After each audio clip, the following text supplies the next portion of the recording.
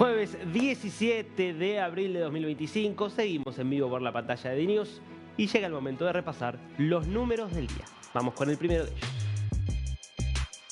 47 funcionarios ya son los miembros del gobierno de Pedro Sánchez que pasaron por los tribunales para declarar como testigos en el marco de las 4 investigaciones judiciales que hay en torno a la figura de Pedro Sánchez o en realidad a lo que podríamos decir el entorno propiamente dicho de Pedro Sánchez, investigaciones judiciales que tienen que ver, por ejemplo, con su esposa, con Begoña Gómez, tanto por la forma en la cual accedió a una cátedra muy particular, como por el delito presunto de tráfico de influencias por el cual está siendo investigada, también la investigación que hay, por ejemplo, en torno a su hermano, vinculado esto a la Diputación de Badajoz, también investigaciones que refieren a todo el papel de este empresario Víctor de Aldama, muy cercano al ex ministro de Transporte de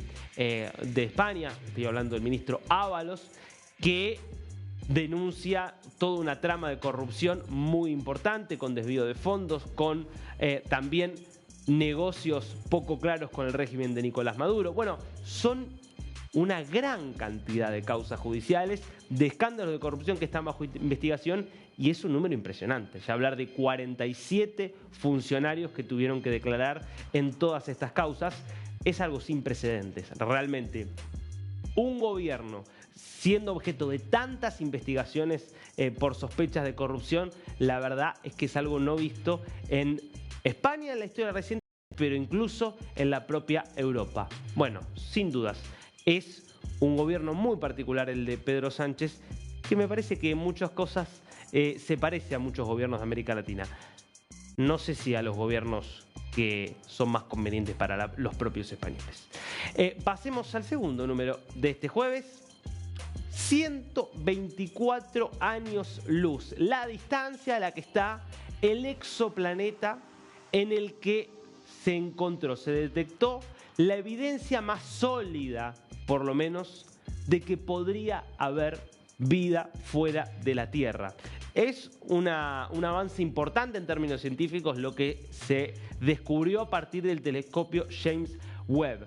Ustedes saben que el método para investigar, obviamente, lo que ocurre más allá del sistema solar, donde no es posible enviar una nave, como por ejemplo se han enviado y hay naves no tripuladas en Marte, con robots que hacen distinto tipo de recorridas sobre el planeta o satélites.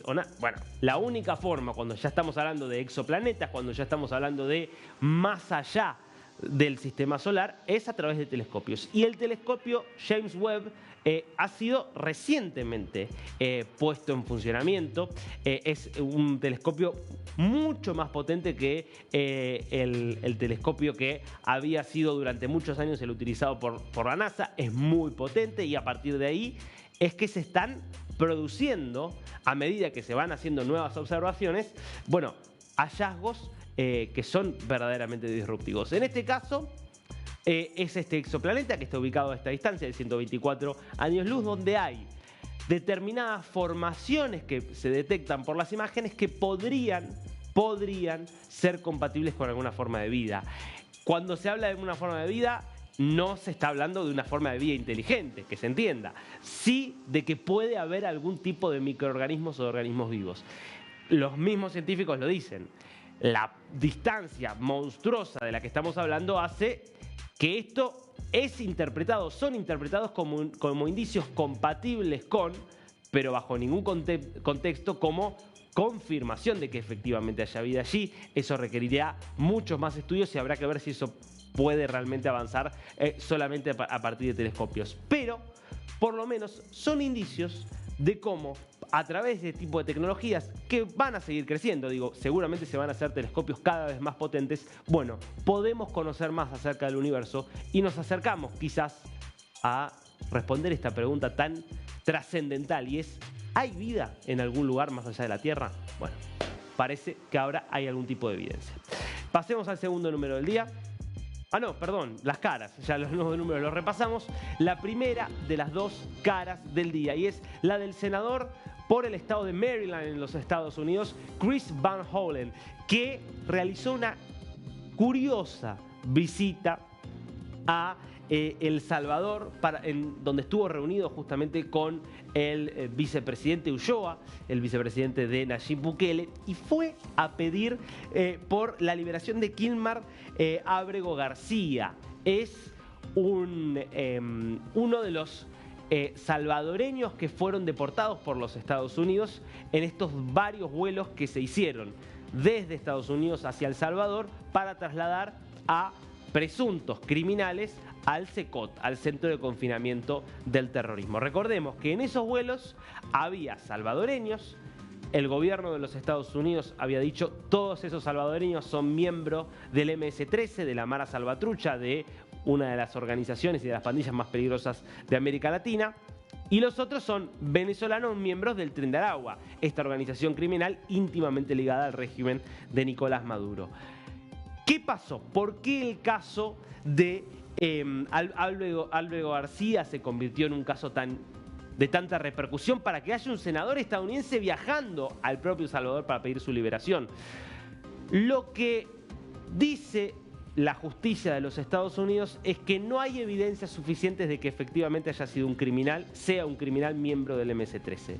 Dice la justicia estadounidense que efectivamente se admite que estaba ilegalmente en los Estados Unidos, pero estaba bajo un estatus de protección, producto de que, bueno, muchos miembros en distintos momentos se les otorgó estatus de protección que los protegían de ser deportados, y la justicia dice que en su momento el gobierno federal se lo había concedido a este individuo.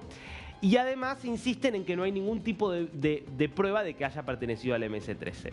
Bueno, ¿qué dice el gobierno de Donald Trump? Dice, primero, estaba ilegalmente en el país, con lo cual no tiene ninguna argumentación para permanecer allí. Y ellos insisten en que más allá de que no hayan presentado una evidencia categórica, ellos insisten en que sí era un delincuente y muestran que, por ejemplo, hay denuncias de que le pegaba a su esposa y de que tiene otro tipo de denuncias.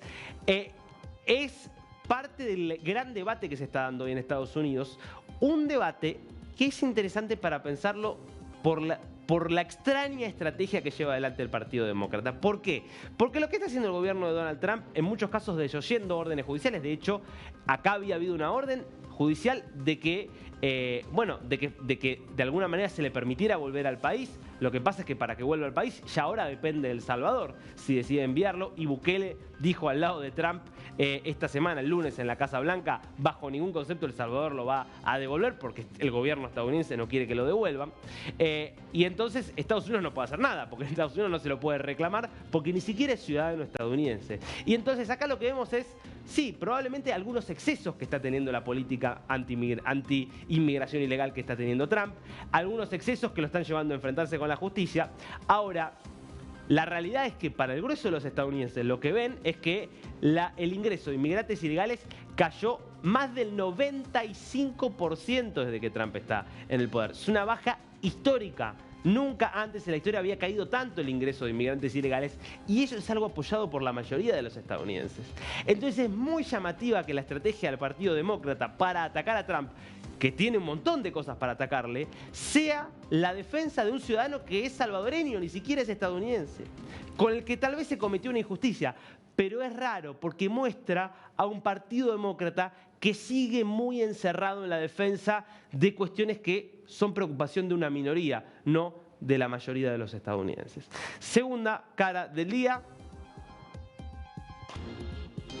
Đuro Makut, nuevo primer ministro de Serbia.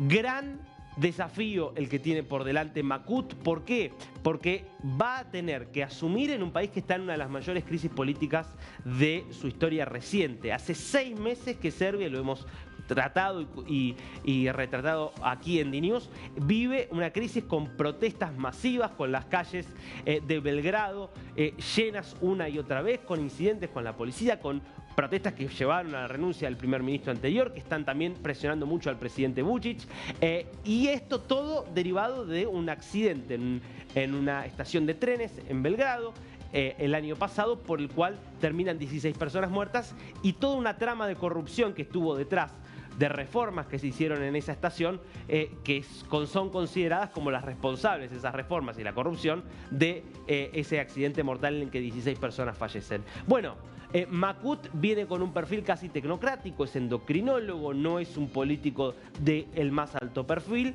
y ahora asume de alguna manera con el enorme desafío de calmar y de restablecer de alguna forma el orden y la confianza pública justamente de la confianza del público en Serbia. Será, insisto, un desafío más que importante.